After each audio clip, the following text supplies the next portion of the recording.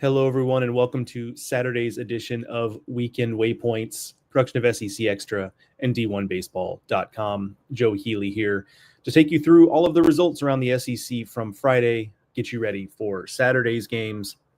It was a busy Friday around the SEC. Feels like, we obviously had the big name tournaments. Those are the headliners, but it also felt like in the series we had, there were some more interesting games than what we had the previous weekend. So it was a really busy Friday around the league. We will get into all of that, but first I need to remind you that every episode of Weekend Waypoints this season is presented by Academy Sports and Outdoors, one of the top names, the top name for my money in sporting goods, outdoor goods, all of that stuff. A place that is near and dear to my heart as someone who grew up on the Gulf Coast. And loved sports and the outdoors. Still a place that I love to go today if I'm in need of something along those lines. So really happy to have them on board, not just with Weekend Waypoints, but Highway to Hoover, the D1 Baseball podcast, a number of other places, big partners of D1 Baseball this season, Academy Sports and Outdoors. Couldn't be more excited to have them on board. All right, let's get going. Game of the day from Friday. I'm going Mississippi State 3, Missouri State 1.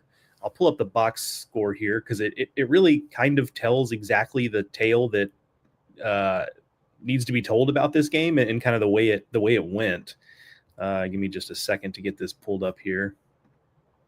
Okay, so you can see the line score here. Missouri State gets an early run and then really holds on to that lead for a long time until Mississippi State finally chips away. And the reason I say that this kind of ends up telling the story is, as we go down here to the pitchers, you'll see really good pitchers duel.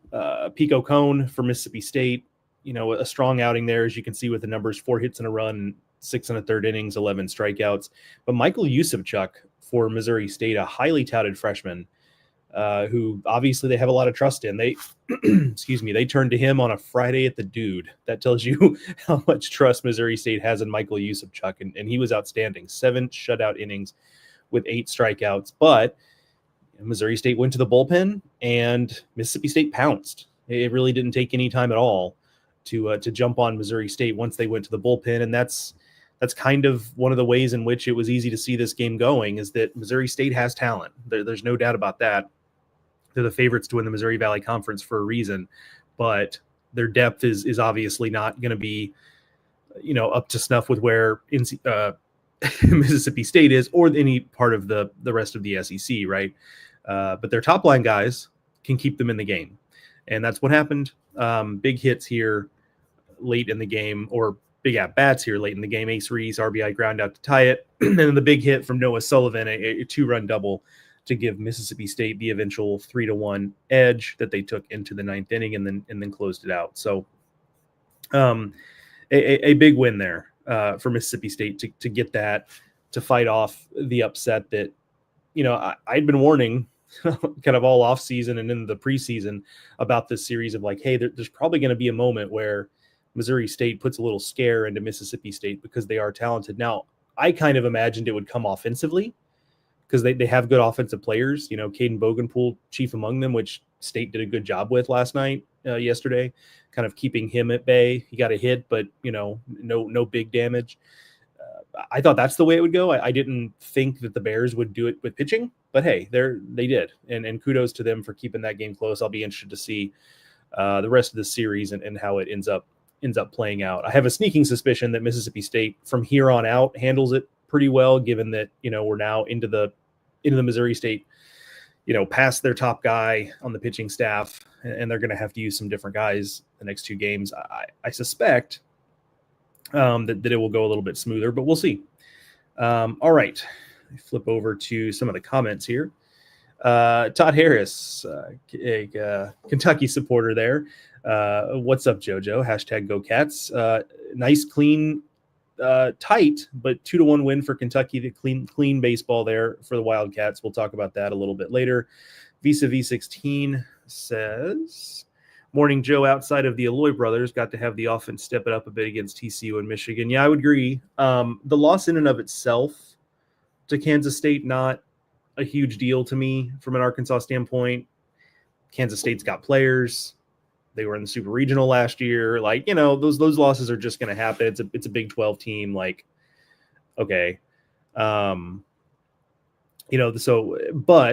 your point is valid where it's like, okay, but if we're going to lose games, can it not always be because we don't quite generate enough offense and get good pitching and then just don't score enough? So I understand the frustration and the need there. And that's what I'm looking for to the rest of this weekend. I think you can do some things against TCU and Michigan. It's not like those pitching staffs are, top, elite level pitching staffs. They got some talented guys, but you should be able to do some things there. Michigan gave up, to TCU. Michigan gave up 13 runs on Friday. So, we'll see. Sean Miller, Joe, any truth to the rumor KR started that the pre-recorded Friday show is you are trying to force a contract renegotiation to include a makeup artist and better lighting for Weekend Waypoints? First of all, how dare you, Sean, suggest that I need a makeup artist? The lighting, look, valid critique. All right. I'm in hotels. I can only do what I can do. The extent of my lighting is if I turn this lamp on right here, you know what I mean? And maybe that is better. It helps me see better, actually. So thank you, Sean. But how dare you that I might need a makeup artist? And yeah, it's a good point. I meant to bring it up. At the top of the show. My apologies for having to do a pre-recorded show yesterday. Travel just got wonky on me. My travel schedule was thrown off and I just wasn't able to do it. I walked off the plane and went straight to the ballpark basically yesterday. So just didn't have any time. So yeah, sorry about that, but hope you enjoyed. Robert Pugh says this Arkansas offense looks familiar. And then he's got the little emoji. Agreed. We'll see. Let's give it some time. Let's give it the rest of this weekend. And even still, I mean, it's 3 good teams, so I don't know how much we should panic, but that leads me into another question we have here from Tucker Medlin. Should it be a concern that State has struggled against the 2 non-Manhattan starters they faced, or is that just a credit to the 2 guys from USM and Missouri State? So right now, Tucker, I would say it's more the latter. Colby Allen from Southern Miss is a legit guy, so that's going to happen. USM, you don't need me to tell you, like USM, a quality team. So, and then Michael Yusufchuk was the freshman they threw. Yes, he was a freshman, but yes, he is a freshman, but he was a highly touted freshman. He was their best guy in their recruiting class. Missouri State tends to recruit better than you'd think, given the Missouri Valley Conference affiliation. So, I think right now it's just that. I think it's just, hey, good pitching. You ran into a couple of good guys, more so than Arkansas, because Arkansas is playing, TCU and Michigan the next couple of days, and those guys are still going to have, quality, potential draft pick type of arms.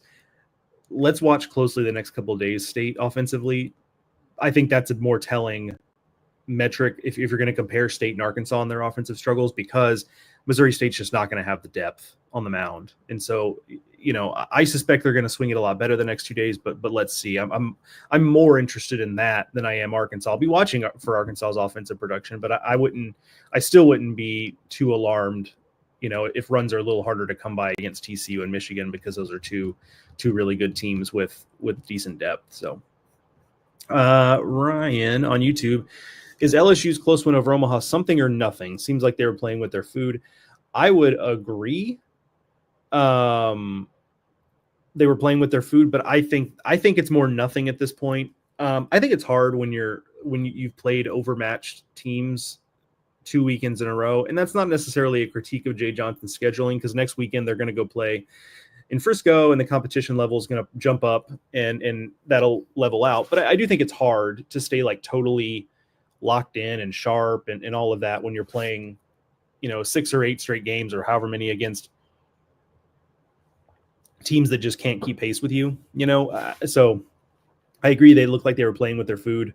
Carl Dunn has a different take on it. Says LSU had a challenge yesterday and passed the test. I mean, yeah, it felt like a little bit of like survive in advance type of deal. I didn't see that game live because I'm here in Jacksonville, was watching, watching those games, including Alabama's win. But it felt like one of those games maybe, and LSU fans, those of you in the chat, Carl Ryan and others can tell me, like as I was following that game, it felt like the type of game that Omaha was in it, but it never really felt like LSU was going to lose that game. Maybe I'm wrong, because again, I was just following it on the score trackers and stuff. So, again, we'll see. Sean makes a good point. Cold. Scores were down across the entire conference yesterday. No one panic. It's cold here in Jacksonville. The ball was really not flying. We had a couple home runs, but that was it. So yeah, that's definitely part of it, I think, from an offensive standpoint. Now, Arkansas is playing indoors in 72 degrees, so it has less to do with that, I would say. But it's a good point. Lane Robertson, Hunter Elliott looking like his freshman form is a really good sign for Ole Miss. 100% agree. And that's a good segue. Let's talk about some of the superlatives from the day. He is among the candidates for pitcher of the day. So we'll start with him. 6 innings pitched, 3 hits, no runs, no walks, 10 Ks. That's the Hunter Elliott that we remember from that national title run. That's what everyone's been hoping for, with his return. And when my colleague Aaron Fitz saw him in the fall, said, hey, he looks like the guy that was the workhorse on a national title team. And I was a little bit, I don't want to say dubious or skeptical, but just like, okay, I'll believe it when I see it. And now we're starting to see it. So kudos to him. A really good story to have him back in that rotation. Some other candidates. Kyson Witherspoon, another great start in Oklahoma's close win against Minnesota. 7 innings pitched, 3 hits, 1 run, 12 strikeouts for him. Cade Anderson against Omaha for LSU, 5 1/3, 3 hits, 2 runs, 2 walks, 8 strikeouts. He continues to show that he's a viable Friday guy. We'll see when the competition gets stiffer, but so far so good for Cade Anderson. Leighton Finley of Georgia, doubleheader wins for Georgia State against Illinois Chicago, 2 wins there. Leighton Finley in his start, 5 shutout innings with 8 strikeouts. Quick little reliever shout out, Sawyer Hawks for Vanderbilt in their win against St. Mary's, which was a little dicey early, and then Vanderbilt took control of that game. But Sawyer Hawks with 3 hitless innings and 5 strikeouts. I include him here. It's a good performance, but also I include him here because a guy they had really high hopes for last year, and the injuries just kept him from being able to be the guy they expected him to be. And so to see him perform like that is huge for Vanderbilt as they continue to build out a pitching staff. I mentioned Pico Cone. You saw his numbers earlier. He's on this list. Sam Dutton, LSU transfer now at Auburn, got hit a little bit, 7 hits in 5 2/3 innings, but really worked around them, ended up giving up no runs. A little bit of a tandem option here. Nick McKay and Jackson Novy for Kentucky in their 2-1 win over Belmont. They combined for 8 innings. They gave up 2 hits, no runs, no walks, with 13 strikeouts between the two of them. And Novy, all 6 of his outs in those 2 innings came via strikeout. So really impressive stuff. That's back-to-back good starts to start the season for Nick McKay. Really, really positive development for Kentucky as they look to be a postseason team again. That's another team that, look, I mean, we talked about it on Friday's show. They played 2 games last Friday and then had the rest of the series canceled. So yesterday was their first game in a week. Sometimes it takes hitters, especially in the cold, to kind of get going and get their rhythm. But another team that's going to be looking for a little more offense the rest of the weekend there. But the pitcher of the day is another tandem nomination here. It's Liam Doyle and Tanner Franklin of Tennessee. They took on Samford, which is a step up from last weekend against Hofstra. But those 2 pitchers combined to throw the 9 innings there. Gave up 4 hits, 1 run, 1 walk with 20 strikeouts. Liam Doyle had 14 of them. Tanner Franklin had 6 of them. 20 strikeouts for the pair in a win over Samford. That's really impressive stuff. So that tandem are the co-pitchers of the day. Let's flip over to some comments here. Moonshine says, "What's up, Healy?" Hello, Moonshine. Good to see you this morning. Oh yeah, Sean Miller. Last Sunday in non-SEC, but everyone should go look at last week's Rhode Island versus William and Mary box score for pure entertainment. Yeah, 36-22, I believe it was. Woof. Yeah, that was really something else. I had heard some of the William and Mary guys saying, or whichever team had won that game, the team that scored 36 was saying that they thought had it not been called after 7 innings, they might have scored 50. And like, They very well might have. I believe that is the record for runs in a game. Nebraska against Chicago State back in the 90s, maybe it was 50 to nothing or 50 to something. Anyway, Jordan, morning Joe from cold rainy the Woodlands, my old stomping grounds, or at least close to there. As a neutral observer, are we concerned about slow offensive starts from teams like Arkansas or even an A&M? Hey, we talked about that a little earlier, Jordan. With Arkansas, it does look familiar. I get it, but in short, I'm withholding a little bit of judgment on that through this weekend. So, we'll see. We talked about the cold weather being a factor. Well, they're playing indoors now. That does matter for last week because Fayetteville was cold last week, but this week they're playing indoors, so that shouldn't affect them as much. Two good teams in front of them. We'll kind of have to see what the rest of this weekend brings. But I do, even if it does sound like I'm kind of saying, don't panic. Like, I do understand from an Arkansas standpoint why you would not enjoy this development of this lineup looking looking a lot like they had the last couple of seasons, which is an offense that a lot of times hasn't been good enough when you're up against the other elite teams in the SEC. Sean makes a good jokes, says needs to recruit 7 other Alloy boys. Otherwise, yes, be concerned.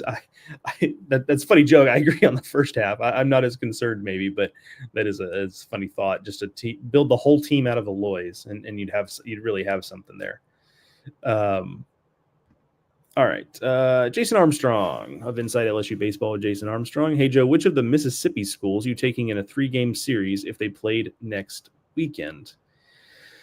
Well, that's a tough one. I'm going to assume neutral site because obviously with this rivalry and really any SEC rivalry series, I'm pretty much always going to go with the home team unless, unless there's a huge gap, in talent, and there's not in this case.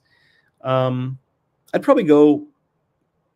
I started to say Ole Miss, and then I thought about it again. Boy, that's a good one. I'm gonna have to let me think on that for a second. You can put your comments. Other folks can put comments in here on YouTube or on X, depending on what you're watching on. To let me know if neutral site, are you taking Ole Miss or Mississippi State if they played tomorrow? That's or next weekend. That's an interesting one because I'm not so sure. I don't think we know enough about both teams, which I know is part of the point of why it's a tough question, Jason. But that's interesting. I'll have to give that some thought. My initial reaction was Ole Miss just because I like the way Hunter Elliott is pitching, but then I thought, well, Pico Cone has been pretty good too. So I like the veteran nature of the Ole Miss starting rotation, but it's not as if last weekend Riley Maddox and Mason Nichols were outstanding. So that's really interesting. I'll have to noodle on that a little more. All right, let's go to some hitter of the week nominees as I scroll through. Oh, Amanda Adams, Roll Tide Roll. A good start. I did not mention him among pitcher of the day nominees, but a good start. A good start for Zane Adams. Tough start opening weekend. He just wasn't. Rob Vaughn said just wasn't as sharp as he needed to be. He was a lot sharper yesterday. Wasn't dominant, and the reason he wasn't included on this the pitcher of the day stuff is that it was 4 1/3 innings. It was a cold night, so I think there was probably some level of being kind of careful. But it was much better than it was the first weekend. I wrote about that last night, so go check that out if you've not read it yet. There we go. Okay, let's talk hitters of the day. Kimball Schuessler, Texas, a 3-for-3 game there as the Longhorns snuck by Dartmouth. They're going to want to put a little more space between them and the Big Green the next couple of days. And between Dartmouth playing well against Texas and Cornell beating Duke, a pretty good opening day for the Ivy League. They don't play opening weekend. They start the second weekend, so they get a late start. But win over Duke and a close game against Dartmouth. It did not go as well for Penn against Florida State, but that's kind of what happens when you're facing Jamie Arnold. So we'll give him a pass for that. Rylan Zaborowski of Georgia in game 2 of the doubleheader, 4 for 4, 2 doubles, a home run, and 6 runs batted in. Colin Barzey of Vanderbilt, a 3 for 5 game in their victory. Cooper McMurray of Auburn, a couple Auburn guys in this list, 3 for 4 with a double and 4 runs batted in a, kudos to Auburn for just getting after it against Wright State and leaving no doubt. Wright State's a tricky opponent. Obviously, Auburn didn't play as well as they wanted to last weekend against Holy Cross. So kudos to them for just taking care of business and not really messing around yesterday with Wright State. Also for Auburn, Bub Terrell, freshman, really talented guy, 3 for 4 home runs, 3 runs batted in. For South Carolina, Jace Woida, a name that you probably haven't heard much of unless you're a South Carolina supporter. Maybe a little closer, closer win than they would like, in the opening game this weekend. But a big game for Jace Woida against Milwaukee, I should mention. 2 for 4 and a grand slam to give South Carolina the lead in that game to lead them to the victory. Wyatt Hensler of A&M, 3 for 3. They beat Cal Poly, 3 for 3 with a double, 2 hit by pitches, so reached all 5 times. And then Garrett Goldbeck of Missouri, 3 for 4 with a double and a walk. A guy who was kind of trending to be the starting shortstop for Missouri. Looks like he's going to be relegated more to DH duty this season due to an injury that kind of compromises him defensively. So still an effective hitter. So we will continue to watch that space to see if he's able to play out the whole season, hitting, rather than trying to do both or just sitting out because of it. But the hitter of the day is Slade Alford from Georgia in the doubleheader. So in game 1, he's 4 for 4, 2 doubles, a triple, 3 runs batted in. In the second game of the doubleheader, he's 1 for 2 with 2 runs batted in and 2 walks. So quick math, 5 for 6, 2 doubles, a triple, 2 walks, and 5 runs batted in for Slade Alford. Good games in general, but one thing that Slade Alford has done a better job of so far this season is he's on track to blow past how many walks he drew last year. Last year, a decent amount of strikeouts, not enough walks. He's walking more this year. Some of it could be competition, sure, but I'm sure he'll take it because Georgia played softer competition at times last year, and and still Slade Alford's walks weren't where he wanted them to be. And UIC also pitches well. That's a program that pitches pretty well. So I'm not as willing to say that could just be bad pitching as I would be with some other teams. So player of the day, hitter of the day was Slade Alford. Before we talk about Saturday's game of the day, let's flip over and look at some comments. Sean mentions Wyatt Hensler. Yeah, starting to do what we hoped for in Aggieland, on base 5 times yesterday. Yeah, hitting behind Laviolette. Good protection there. For Laviolette, having Hensler there. Good call. Carl Dunn. LSU playing 2 today due to rain tomorrow. Yeah, so another weekend where the games have been moved around a decent bit. A lot of early starts yesterday. So, just stay abreast of what your team is doing if you're going to a game or trying to watch it. Games might move a little bit. Hello, Sam Smith. He says, Joey H., my man. I appreciate that. Appreciate the shout out. Let's see. Georgia Fisher guy on X. UGA leaning on returning arms early on. Finley, Colton Smith, Brian Zeldin, and good to see Goldstein getting early action. Thoughts on the staff capable of Omaha run? 100%. I mean, that's what was most impressive with Georgia when I saw them last weekend is, some of the arms that I perceive as kind of extra pieces for them. And I don't really mean that disrespectfully, but it's the amount of depth they have that, I go back to last weekend in Wilmington and,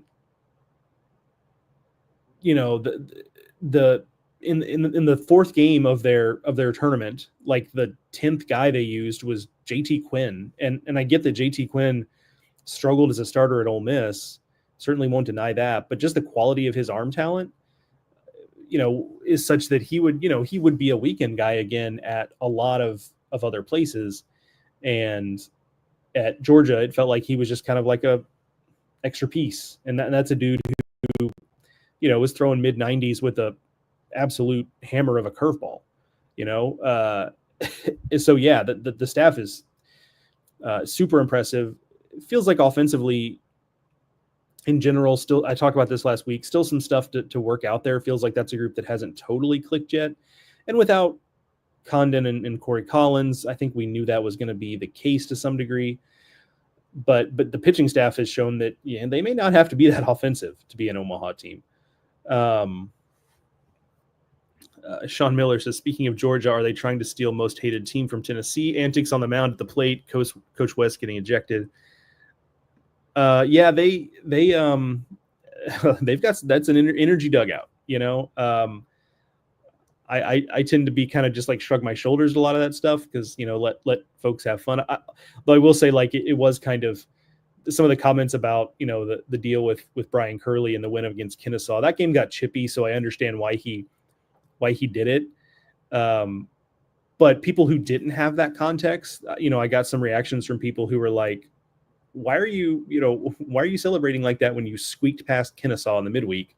But the game was chippy, so like I'm willing to give them a pass. But for those who didn't have context, it does look kind of strange. But that's just how they carry themselves, and it's working so far. So I think that's I don't know if they're taking the most hated team mantle, but they certainly are going to get under the skin of some opponents and some opposing fans this season. That's pretty much a guarantee. Non-SEC, Ryan says, but the Buckeyes a nice win over NC State after a tough opening weekend against a sweep at ASU. I think we'll learn a lot about the Buckeyes this weekend against more great competition. Agreed. Although there is an SEC tie-in here. The best player on the field in yesterday's win for Ohio State over NC State was Lee Ellis, who played at South Carolina last year. Didn't get a ton of time, played in like 17 games, mostly as a late inning replacement. But yesterday hit a home run, showed off some speed with some aggressive base running, made a web gym of a play up the middle from his second base position.